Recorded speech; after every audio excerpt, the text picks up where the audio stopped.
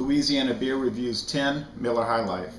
The Frederick Miller Brewing Company was established in 1855 in Milwaukee, Wisconsin. It was a family-owned business until 1969 when they were bought out by Philip Morris, the tobacco company, and since 2002 it's been owned by South African Breweries, which is actually a London-based company. And in 2008, Miller and Coors signed a working agreement. They haven't merged, but they market their beers jointly as Miller Coors.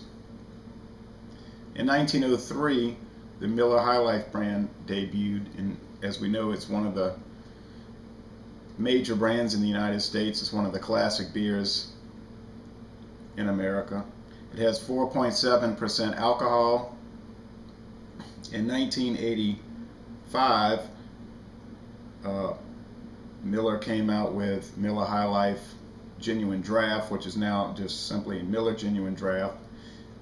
High Life and Genuine Draft have the same exact alcohol content, calorie count, and in actuality they're the same beer, except that Miller High Life is pasteurized in the traditional manner and Genuine Draft is cold filtered and it's not pasteurized, so you get a draft beer taste. Anyway, this beer is marketed at the near premium level, not at the premium level. It's more or less a working class beer. We know the famous slogan, it's Miller time. If you've got the time, we've got the beer. One thing I've noticed about Miller High Life is that they're forever changing the bottle and can logos, and I don't know the reason for that, but traditionally it's a white and gold can or bottle with red highlights, and you're going to see that. You're going to also see the little ponies 7-ounce bottles, very common. This beer is known as a champagne of beer. Here's a special issue can from the 2000s. Here's the bottle that you had until 2010, typical Miller High Life bottle, and then it was redone a little bit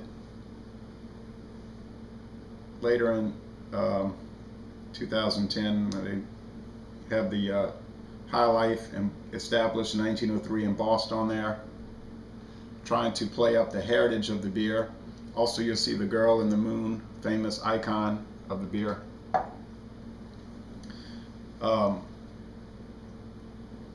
Miller High Life is very popular.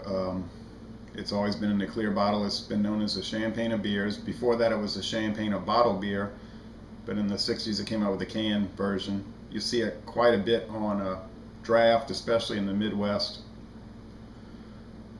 The brewery is an interesting tour to take in Milwaukee. This beer gets fairly good reviews on Beer Advocate. It has a C average.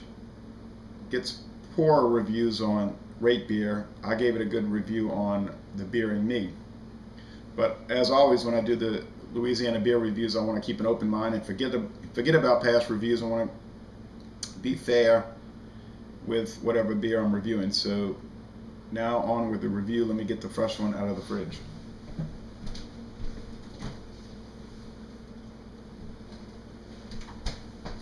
Here's the new can design, gold.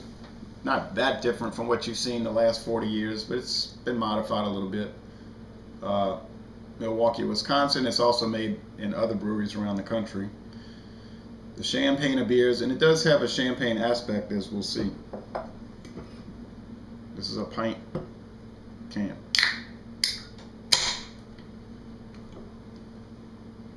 Don't see any smoke, actually. Give it a nice aggressive pour.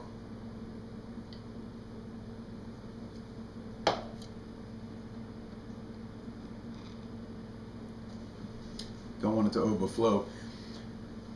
As we know, American style lagers are very highly carbonated. They have a thick white head.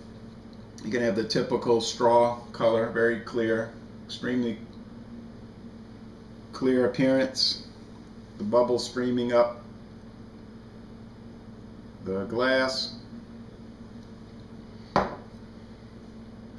And if you're a fan of American style lager, you're gonna more than likely like Miller High Life like you would so many of these beers.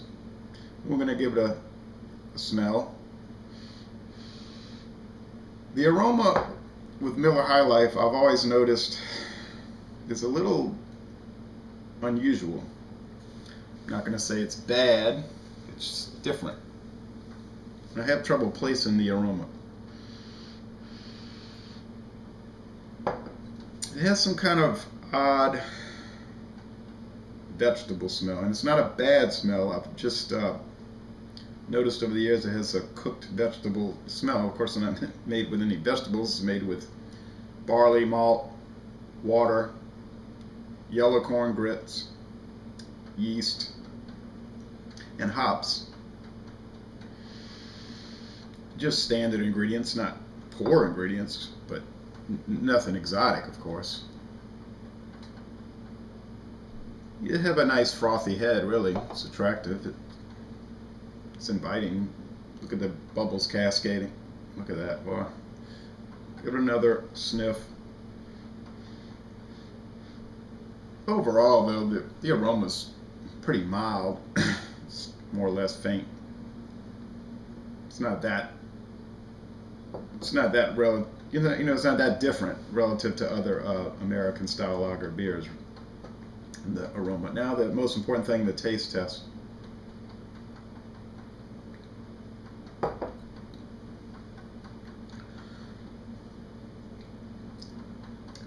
Very typical for what you're going to encounter with American style lagers. You have that classic beer taste. You're going to taste the water. You can't discern corn or barley, really. It's just a grain taste. There is some hoppiness on the back end, or the undercurrent of the taste, what you would expect. It's nothing strong. It's a mild beer.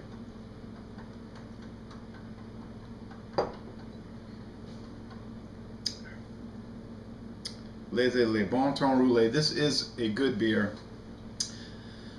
Perfect for a fishing trip, a hunting trip, watching any pro or college football game, a barbecue, family get together, really anywhere, a dinner party even. This is a respectable beer. Anywhere where a beer is welcomed, I would recommend bringing this. It's got quite a good reputation, really.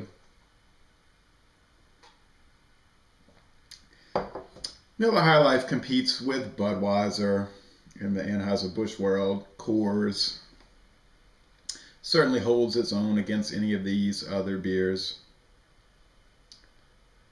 I gave it a B rating. I still give it a B. Really, it's a B plus. It's not just good, it's very good for what it is. American style lager, which I'm a great fan of. Well, it's an enjoyable beer to drink.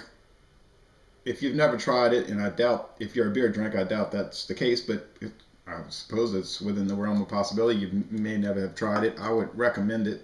One more thing. I found this out. Miller Brewing Company put some sort of compound in the clear bottle, and I don't know what it is, that prevents the beer from being spoiled by light, which you're going to find in green or clear bottles. The light spoils the beer and causes a skunky smell. But with Miller High Life, not the other Miller products in clear bottles, but with Miller High Life, you don't really encounter that sliminess or skunkiness. So whatever the additive is, a natural additive. I don't know what it is. They say no additives or preservatives, but apparently there is some sort of a natural ingredient that prevents the skunkiness. But I usually drink it out of the can. Yeah, you have that beer aftertaste, which is hoppiness. The mouthfeel is light and watery. It finishes crisp and refreshing. It's a dry beer, like most American beers. It's dry.